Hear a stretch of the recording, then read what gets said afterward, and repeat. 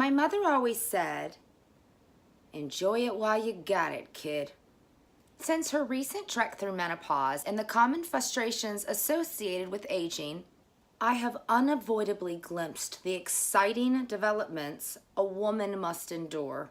Hot flashes, the disappearance of your waistline and loss of sex drive, all because your vagina decided it's had enough and begins to atrophy.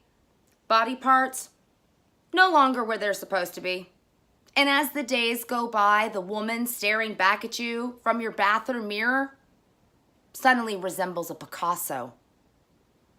You are also the proud new owner of a permanent flotation device that is attached to your waistline and will never be removed, no matter how hard you eat right, exercise, or bitch about it. The silver lining is that since your brain has waned in the last 50-some years, and you have forgotten how to swim among a million other things, if you were to fall overboard on one of those senior cruises, you would just float to safety. Yet your husband, if he's still around and hasn't traded you in for a newer model, looks better than he did the day you were married, and is randier than most 18-year-olds. Oh, God forbid his friend the doctor decides to give him a prescription for Viagra. By now, you're probably asking yourself, why is she worried about something that's not going to affect her for years to come? Well, for one, I am a woman, and this is what I have to look forward to. You progress, not regress, and in a lot of ways, I'm thankful for that, but in a slew of others, I'm a nervous wreck. Women in society shoulder a lot of responsibilities and expectations. Of course, we are supposed to remain beautiful, young, and firm. Forever. Firm. Forever. Our worth is somehow judged by this more than anything else. Girls out of the schoolroom have already had plastic surgeries. We are doing some maintenance work in our 30s, becoming Botox beauties in our 40s. And hell, we're starting over from scratch in our 50s. Lord knows what's left after that. Between what our body does naturally as we mature or fall apart, how society views us and our own insecurities, it's no wonder so many of us are having a hard time with the aging process. When I turned 30, I suddenly realized everything changed overnight. Society in general seemed pretty perversely fascinated with my single status, a topic not just discussed at family functions, but even with complete strangers, like the sweet senior citizen behind the register at the local market. After scanning my bachelorette groceries and brown bagging my bottle of Pinot Noir, she sadly shook her head, frowning. You're not getting any younger, Cookie. You should be sharing that bottle of wine with a nice man. Horrified, I wanted to ask the well-meaning old bat to wait a minute while I go grab a razor to go with my Pinot. Then there's the shelf life of my eggs. Who knew? No one has ever informed me that as I age, my eggs do too. This seems to be another important 30-something issue. With no prospect of children in my present to near future, if I do decide to have babies, it'll be with rotten eggs. I read somewhere that the longer I wait, the development, intelligence, agility, and basic overall health of my future unborn children could be affected. So, I'm picturing slow, stupid babies, which, if I'm lucky, will make it into community college. And if I wait till 40, we're talking GED. I know this can't be accurate. Just more thoughts to torture my mind. When I meet new people, I'm no longer the youngest in the group. No, I'm the old one. The one that everyone gauges their success or lack thereof by. I got plenty of time. I'll never end up like her. See, I even help with depression. I want to be a veterinarian because I love children. I would be my kid with the old eggs. I'll admit it, I enjoy it when I get carded. I even thank the person like I've seen my mom do.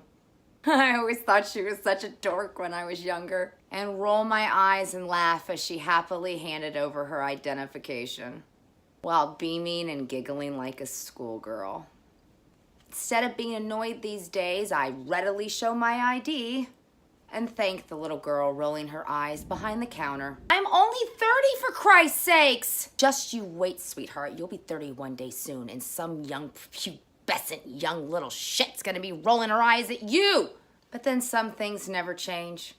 When a semi-truck comes barreling alongside me on the interstate honking his horn, I smile and wave and think to myself, you got it, kid. Instead of, you ass, are you trying to kill me? He may be one of the worst characters you've ever had panning at you. But as his 18-wheeler erratically merges into your lane, you have to give him credit. He is multitasking.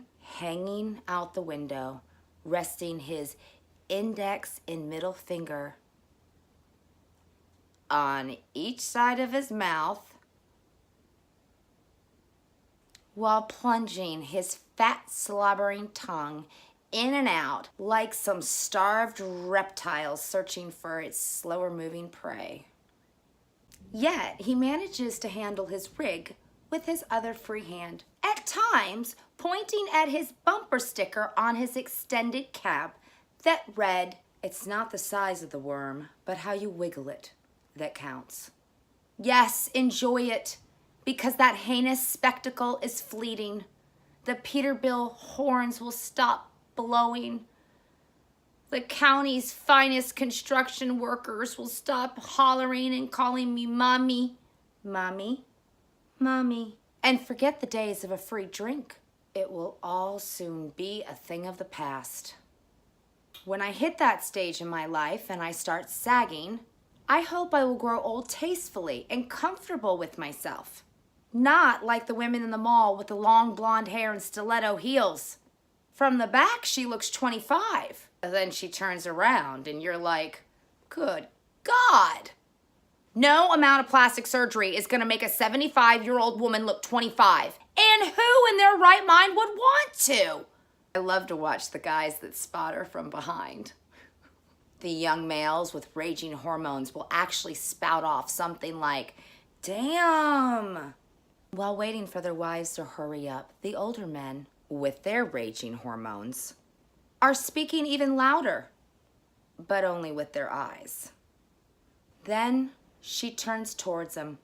Excitement transforms very quickly into shock and revulsion, followed by denial, ending in embarrassment. Once the poor fellow pulls himself together, his adamant expression of superiority clearly states, I was not checking that out in the first place. I guess you could try and stay 25 forever. Or you could grow old gracefully, flotation device and all. With luck, you'll have a randy, faithful husband that loves you just the way you are. Or maybe he could just have cataracts in both eyes. Maturing gracefully like a rare fine wine. That is the woman I aspire to be. Failing that, plan B, marry a brilliant plastic surgeon.